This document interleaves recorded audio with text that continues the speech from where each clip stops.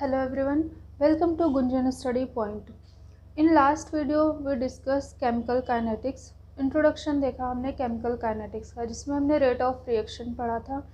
आज हम rate of reaction को ही कंटिन्यू करेंगे और हम देखेंगे कि उसको कैसे क्वेश्चंस में अप्लाई करेंगे, उसके रिलेटेड क्वेश्चन कैसे सॉल्व करने हैं। तो सबसे पहले हमने एक हाइपोथेटिकल रिएक्शन ले ली, A2 गिव्स प्रोडक्ट 2B। तो यहाँ पे हमने लिया कि at a time zero time पे रिएक्टेंट 5 मोल लिया हमने, रिएक्टेंट की कंसंट्रेशन 5 मोल ली। 5 मिनट बाद हमने चेक किया कि रिएक्टेंट की कंसंट्रेशन कितनी बची। हमने देखा कि 2 मोल रिएक्टेंट की कंसंट्रेशन बची है।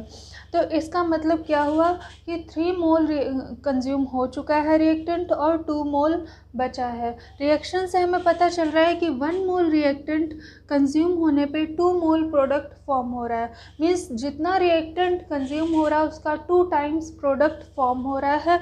यहाँ पे हम देख रहे हैं कि 5 मिनट बाद हमने देखा कि 3 मोल रिएक्टेंट कंज्यूम हो गया है। इसका मतलब हुआ कि 3 मोल का 2 टाइम्स मीन्स 6 मोल प्रोडक्ट भी साइमल्टेनियसली फॉर्म हो चुका है आफ्टर 5 मिनट्स। अब हम यहाँ पे रेट देखेंगे तो rate is equal to change in concentration of reactant A upon में change in time. Change in concentration क्या होता है? फाइनल कंसंट्रेशन माइनस में इनिशियल कंसंट्रेशन। तो रिएक्टेंट का फाइनल कंसंट्रेशन आफ्टर 5 मिनट है 2 मोल और इनिशियल कंसंट्रेशन है 5 मोल। तो इसलिए 2 माइनस 5 अपॉन में 5 माइनस 0। अब यहाँ 2 माइनस 5 करने पे क्या हो रहा है? -3 आ रहा है। तो -3 अपॉन 5 आएगा, जो क्या हो जाएगा, रेट ऑफ रिएक्शन निगेटिव हो जाएगा। और रेट ऑफ रिएक्शन निगेटिव नहीं हो सकता है कि रेट ऑफ रिएक्शन या तो 0 होगा या फिर पॉजिटिव होगा, निगेटिव नहीं हो सकता है। अगर रिएक्शन नहीं हो रही है तो वो 0 है, अगर कुछ भी रिएक्शन हो रही है तो वो पॉजिटिव है। तो इसका मतलब निगेटिव नहीं हो सकता, इसलिए हम इसको अलग से माइनस साइन से यहाँ पे हमने लगाया है, माइनस साइन से मल्टीप्लाई कर दिया है।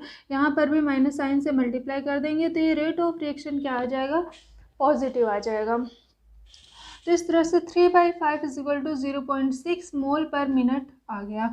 इसको हम कह सकते हैं rate of disappearance of reactant ए, क्योंकि रिएक्टेंट किस रेट से डिसअपियर हो रहा है ये वही बता रहा है कि टाइम के रिस्पेक्ट में किस रेट से कंसंट्रेशन, रिएक्टेंट का कंसंट्रेशन कम हो रहा है। तो इसलिए हम इसको कह सकते हैं रेट ऑफ डिसअपियरेंस ऑफ ए। तो ये -dA/dt जो फॉर्मूला है, इसको हम, इस फॉर्मूले को हम बोल सकते हैं कि rate of disappearance of A है। अब से प्रोडक्ट के टर्म में देखें तो rate is equal to dB/dt। Product CF minus CI मतलब फाइनल कंसंट्रेशन 6 मोल है और इनिशियल कंसंट्रेशन 0 है। तो final concentration minus initial concentration upon में final time minus initial time. हमें पता है कि इनिशियली प्रोडक्ट 0 था, 5 मिनट के बाद प्रोडक्ट 6 मोल बन जाता है। तो इसलिए यहाँ पे 6 माइनस 0 अपॉन में 5 minus 0, 6 upon 5 is equal to 1.2 mole per minute. ये है rate of formation of product. हमने यहाँ पे रिएक्शन में देखा कि 1 मोल रिएक्टेंट कंज्यूम होने पे उसका 2 टाइम्स प्रोडक्ट फॉर्म हो रहा है। इसलिए rate of formation of B जो आया है, rate of formation of product, वो भी rate of disappearance of reactant का 2 टाइम्स है। Rate of disappearance of reactant है 0.6 मोल पर मिनट और rate of formation of product है 1.2 मोल पर मिनट, जो कि rate of disappearance of A का 2 टाइम्स है, क्योंकि यहाँ पर भी रिएक्शन में भी ये शो हो रहा है। तो ये हो गया। अब लेकिन हम देख रहे हैं कि रेट ऑफ फॉर्मेशन मतलब rate of formation of product और रेट ऑफ डिसअपियरेंस ऑफ ए, ये दोनों डिफरेंट है। -dA/dt ये 0.6 है और +dB/dt है 1.2 मोल, दोनों डिफरेंट हैं। इसका मतलब कि रेट ऑफ रिएक्शन नहीं हो सकता है, क्योंकि रेट ऑफ रिएक्शन रिएक्टेंट के टर्म में हो या फिर प्रोडक्ट के टर्म में, दोनों टर्म में सेम आता है। तो फिर रेट ऑफ रिएक्शन क्या है देखते हैं यहाँ पे। रेट ऑफ रिएक्शन -dA/dt, इसकी हम जब इसके स्टोइकियोमेट्री से डिवाइड कर देंगे तो क्या हो जाएगा? रेट ऑफ रिएक्शन आ जाएगा। तो यहाँ पे रिएक्टेंट की स्टोइकियोमेट्री 1 है तो इसको 1 से डिवाइड कर दिया है, और प्रोडक्ट की स्टोइकियोमेट्री 2 है इसलिए इसको 2 से डिवाइड कर दिया है। dB/dt मल्टीप्लाइड बाई 1/2 मीन्स 2 से इसको डिवाइड कर दिया है। अब यहाँ पे अगर हम 2 से डिवाइड कर देते हैं रिएक्टेंट का, तो 0.6 ही रहेगा। इसको 1 से डिवाइड भी करेंगे, अगर इसके स्टोइकियोमेट्री 1 है, 1 से डिवाइड करने पर भी 0.6 ही रहेगा। प्रोडक्ट के का देखते हैं, प्रोडक्ट आया है 1.2, इसको हम इसके स्टोइकियोमेट्री से डिवाइड कर देते हैं 2 से, तो ये भी आ जाता है 0.6 मोल पर मिनट। तो अब यहाँ पे हम देख रहे हैं कि रेट ऑफ रिएक्शन रिएक्टेंट के टर्म में और प्रोडक्ट के टर्म में, दोनों टर्म में सेम आ रहा है। इसका मतलब रेट ऑफ रिएक्शन इसका हो जाएगा 0.6 मोल पर मिनट। तो हम कह सकते हैं, फॉर एग्जांपल हमने कोई रिएक्शन ली है, इस प्रोडक्ट CC प्लस DD, ये हमने रिएक्शन ले ली है। इसका हमें रेट ऑफ रिएक्शन निकालना है। रेट ऑफ रिएक्शन, इसका रेट ऑफ रिएक्शन हो जाएगा 1/A multiplied by DA upon DT is equal to minus 1/B multiplied by minus DB upon DT is equal to 1/C multiplied by DC upon DT is equal to 1/D multiplied by DD upon DT। अब हम देख रहे हैं यहाँ पे कि small a क्या है, कैपिटल A रिएक्टेंट की स्टोइकियोमेट्री है, इसलिए हमने स्टोइकियोमेट्री से क्या किया, डिवाइड कर दिया। ये माइनस DA अपॉन DT को A की स्टोइकियोमेट्री 1A से डिवाइड कर दिया, और रिएक्टेंट B की स्टोइकियोमेट्री स्मॉल b है, इसलिए इसे यहाँ पे स्मॉल b से डिवाइड कर दिया, और रिएक्टेंट प्रोडक्ट C की स्टोइकियोमेट्री स्मॉल c है, इसलिए change in concentration of product C को C से डिवाइड कर दिया, और प्रोडक्ट D को D से डिवाइड कर दिया। स्टोइकियोमेट्री D से डिवाइड कर दिया, means change in product multiplied by 1/D। तो अब क्या है कि अब ये क्या है, रेट ऑफ रिएक्शन है, मतलब कि change in concentration with respect to time को इसके स्टोइकियोमेट्री से डिवाइड करने पे रेट ऑफ रिएक्शन आ रहा है। तो फिर ये क्या है, तो ये है, इसे हम बोल सकते हैं कि minus DA upon DT change in concentration of reactant A with respect to time. ये क्या है, rate of disappearance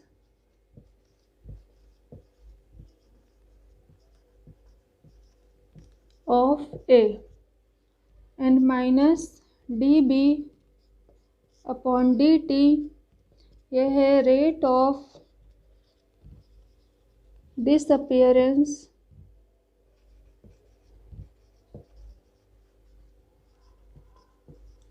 of B, और DC अपॉन DT है rate of formation of C, और DD अपॉन DT है रेट ऑफ फॉर्मेशन ऑफ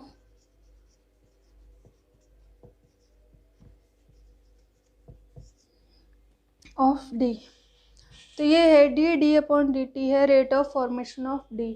अगर हम इसको स्टोइकियोमेट्री से डिवाइड कर देते हैं तो ये बन जाएगा रेट ऑफ रिएक्शन। अगर हम इसमें स्टोइकियोमेट्री इन्वॉल्व नहीं कर रहे हैं, सिंपली ये माइनस DA अपॉन DT है rate of formation of A, minus DB rate of disappearance of A, minus DA upon DT है rate of disappearance of reactant A, minus DB upon DT है rate of disappearance of reactant B, DC upon DT है rate of formation of product C, और DD upon DT है rate of formation of product D।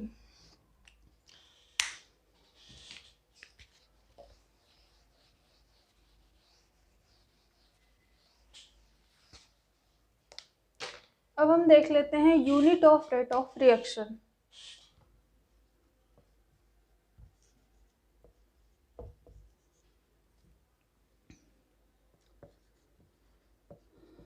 Rate is equal to 1/a multiplied by minus dA/dt is equal to 1/b multiplied by dB/dt।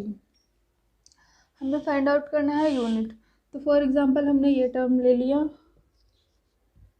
Rate is equal to 1/a multiplied by minus dA/dt। हमें पता है कि stoichiometry constant होता है। अब हमें देखना है concentration, change in concentration of A upon में टाइम। तो इसको हम लिख सकते हैं कंसंट्रेशन अपॉन में टाइम। तो कंसंट्रेशन अपॉन टाइम इसको लिख सकते हैं concentration multiplied by time inverse. Concentration की यूनिट होती है मोल पर लीटर। मोल पर लीटर में हम कैलकुलेट करते हैं तो मोल पर लीटर, और टाइम की यूनिट होती है second.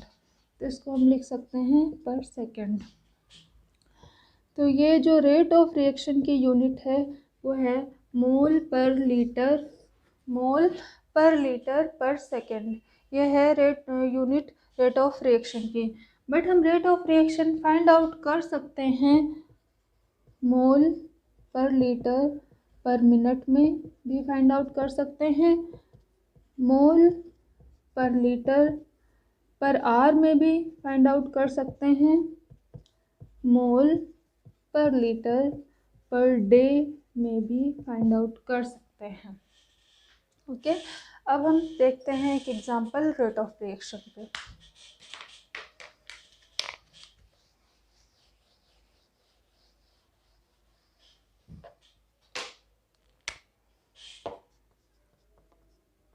Example N2 plus H2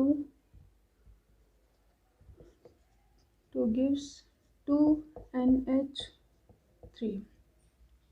ये रिएक्शन है और इसके लिए गिवन क्या है, if rate of disappearance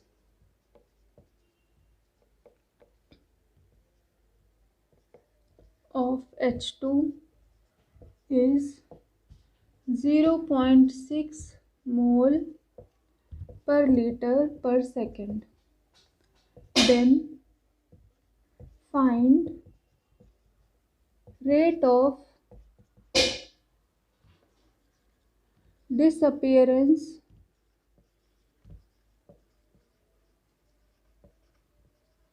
of N2 and rate of formation of NH3 and also find rate of reaction।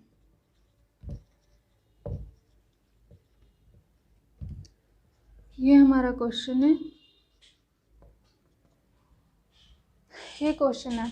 अब rate of disappearance of H2 given है 0.6 mole पर लीटर पर सेकेंड। ये हमारा यहाँ पे गिवन है। फाइंड आउट क्या करना है, rate of disappearance of N2 and rate of formation of ammonia and rate of reaction. तो सबसे पहले हम रेट ऑफ रिएक्शन लिख लेते हैं। फॉर्मूला क्या है, rate of reaction equal to minus dN2 upon dt is equal to 1/3 multiplied by minus dH2 upon dt is equal to 1/2 multiplied by dNH3 upon dt। ये रेट ऑफ रिएक्शन का formula है -dN2/dt is equal to 1/3, जो कि इसकी stoichiometry है, तो stoichiometry से हमने डिवाइड कर दिया, multiplied by -dH2/dt is equal to, इसके अमोनिया की स्टोइकियोमेट्री 2 है इसलिए 2 से डिवाइड कर दिया, 1/2 multiplied by dNH3/dt।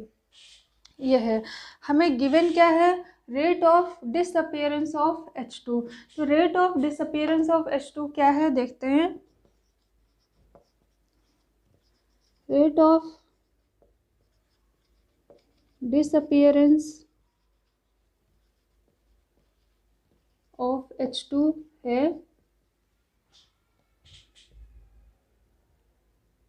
-dH2/dt, means change in concentration of H2 with respect to time. ये है rate of disappearance of H2 और ये गिवन है, क्या है, 0.6 मोल पर लीटर पर सेकेंड। तो हमारा रेट ऑफ डिसअपियरेंस गिवन है, क्या गिवन है, -dH2/dt, इसकी वैल्यू गिवन है 0.6 मोल पर लीटर पर सेकेंड। तो ये जो माइनस साइन है ये इस पूरे टर्म की ये वैल्यू है, गिवन है। ओके, इस पूरे टर्म की ये वैल्यू गिवन है। अब हमें फाइंड आउट करना है rate of formation of N2, rate of disappearance of N2 and rate of formation of ammonia and rate of reaction. अब कैसे फाइंड आउट करेंगे, तो हम यहाँ से कोई भी दो रिलेशन ले लेंगे। मान लो हमने सबसे पहले ये रिलेशन ले लिया, तो -dN2/dt is equal to 1/3 multiplied by -dH2/dt। ये है। अब हमें -dN2/dt rate of disappearance of N2,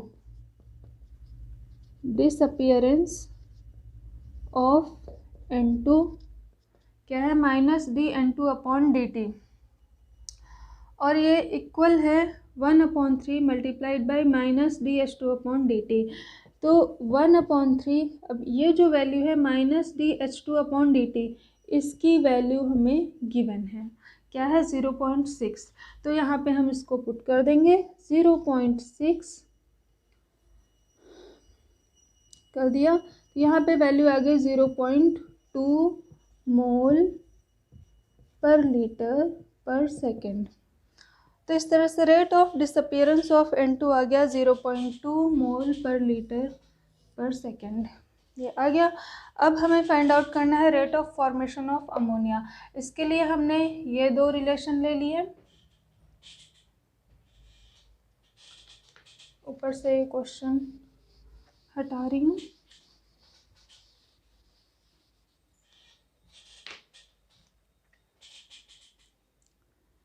तो हमने रिलेशन ले लिया 1/3 multiplied by -dH2/dt is equal to 1/2 multiplied by dNH3/dt।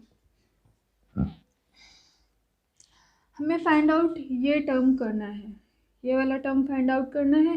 तो 2 को हम इधर ले आएंगे, तो यह आ जाएगा 2/3 multiplied by -dH2/dt is equal to dNH3/dt। ये फाइंड करना है और हमें ये टर्म पता है। तो rate of formation of ammonia क्या है, 2/3 times of rate of disappearance of H2। तो 2/3 मल्टीप्लाइड बाय -dH2/dt गिवन है, क्या है, 0.6। तो 0.6 इज इक्वल टू dNH3/dt। इसको हम कैंसिल कर देंगे, तो 0.2। अब rate of formation of ammonia, ये क्या हो जाएगा, 0.4 मोल पर लीटर पर सेकेंड। ओके, तो rate of disappearance of H2 given था 0.6 मोल पर लीटर पर सेकेंड।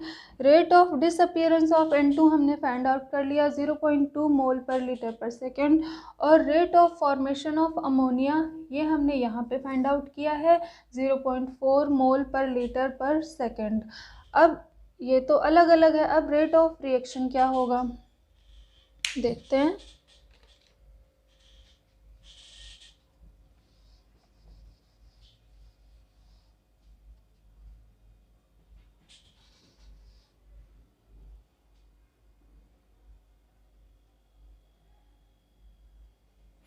यहाँ पे हम लिख लेते हैं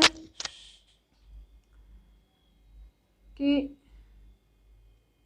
हमारा माइनस DH2 अपॉन DT ये 0.6 मोल पर लीटर पर सेकेंड गिवन था, minus DN2 upon DT find out किया है 0.2 मोल पर लीटर पर second. Rate of disappearance of minus DN2 upon DT ये फाइंड आउट कर लिया है। और rate of formation of ammonia हमने अभी अभी फाइंड आउट किया है 0.4 मोल पर लीटर पर सेकेंड, ये आ गया है। अब हम देखते हैं रेट ऑफ रिएक्शन।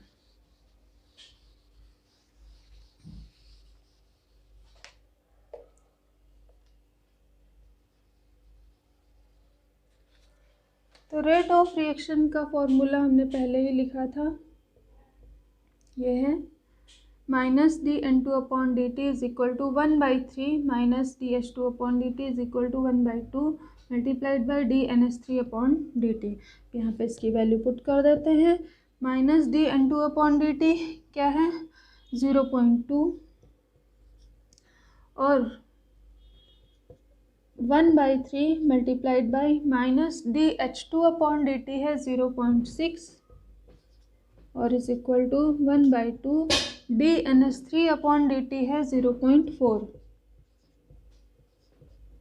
तो अब हम यहाँ पे देखेंगे, ये आ गया 0.2, ये भी आ गया 0.2 और ये ऑलरेडी है 0.2 मोल पर लीटर पर सेकेंड। ये भी मोल पर लीटर पर सेकेंड में है और ये भी मोल पर लीटर पर सेकेंड में है। तो इस तरह से हमने देखा कि rate of reaction minus DN2 upon DT 0.2 मोल हमें पहले से पता है और 1/3 multiplied by minus DH2 upon DT ये हमें गिवन था 0.6। तो इसके स्टोइकियोमेट्री से डिवाइड करने पे 0.2 मोल पर लीटर पर सेकेंड रेट ऑफ रिएक्शन आ गया। और अमोनिया का फॉर्मेशन हमने फाइंड आउट किया था, rate of formation of ammonia 0.4, उसके स्टोइकियोमेट्री से डिवाइड कर दिया 2 से, तो आ गया 0.2 मोल पर लीटर पर सेकेंड।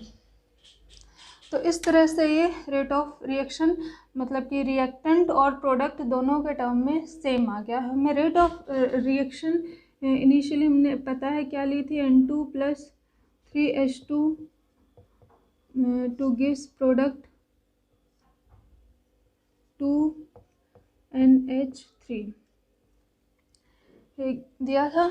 तो ये देखो N2 की स्टोइकियोमेट्री 1 है तो इसलिए 1 से डिवाइड करेंगे तो 0.2 ही रहेगा। H2 की स्टोइकियोमेट्री 3 है इसलिए 3 से डिवाइड कर दिया और अमोनिया की स्टोइकियोमेट्री 2 है इसलिए 2 से डिवाइड कर दिया। तो ये आ गया हमारा रेट ऑफ रिएक्शन।